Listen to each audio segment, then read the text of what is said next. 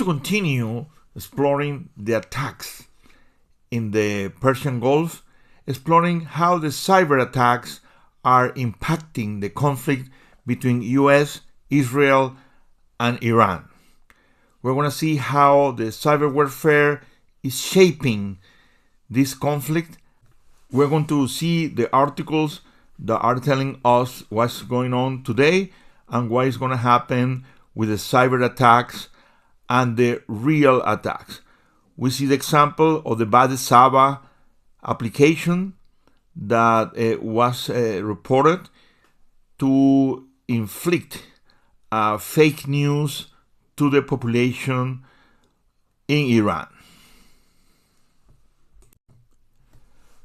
We're going to see the strategies used by Israel and Iran, Israel against Iran, Iran against the Arab countries and Israel, to see the implications of the cyber warfare, the cyber actors, and all the cyber attacks against local critical infrastructure.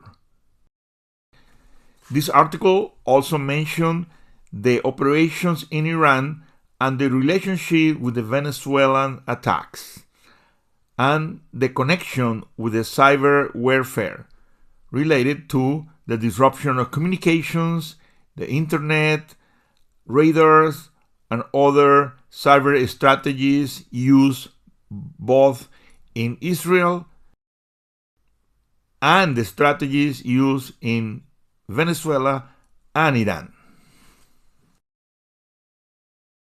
This report talks about the escalation of cyber risk related to Iran. We can see in this report the timeline from the beginning of March 2026 up to the second and third week to see verified reports of the cyber attacks in all sizes, in all countries in the Middle East. This report gives you the threat activity, the phishing increase, and other kind of cyber attacks in both areas.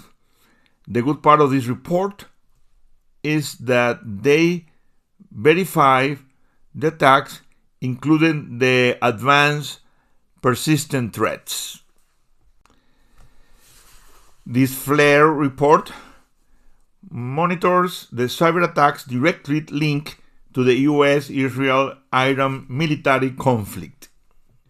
If you follow this report, you can see daily updates of the cyber attacks in all the areas.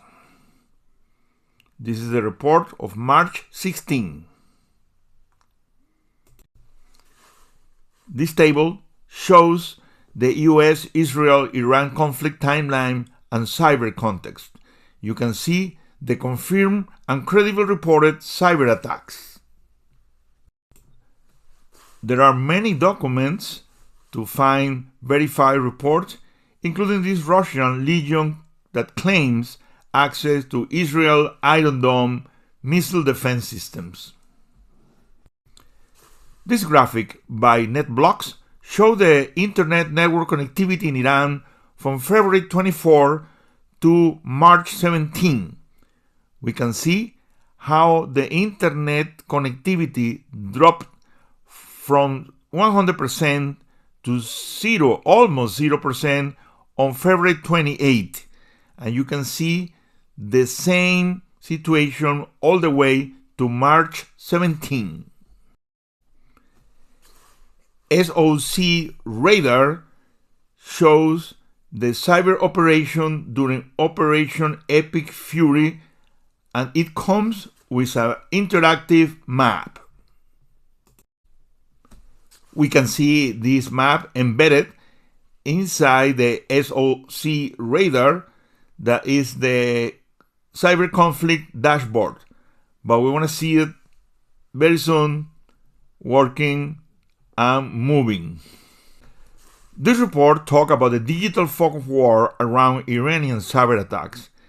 It is very difficult to verify the cyber attacks, the reports, and all this situation is located inside a fog of war, very difficult to identify.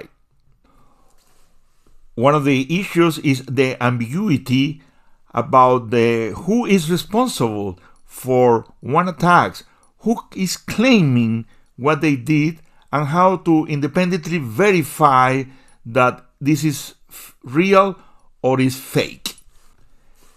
This is the SOC radar that shows in an interactive map all the cyber attacks from the US, say, to Iran, Iran to Israel, and Iran to the Arab countries. You can see here in the different bars the kind of attacks, including denial of service, data loss, etc. And most important, the countries. You can see here the intensity of the attacks in Iran, Israel, Kuwait, Bahrain, the Emirates, etc. Finally, we're going to show you one of our favorite sources to get maps. This is the Institute for the War that have a map room that allow you to download and display different kind of maps, including U.S. and Israeli strikes, real attacks, the access of the control in different areas, and the cyber attacks. We will continue exploring different resources, maps, and reports to follow up what's going on in the cyber war in the Middle East.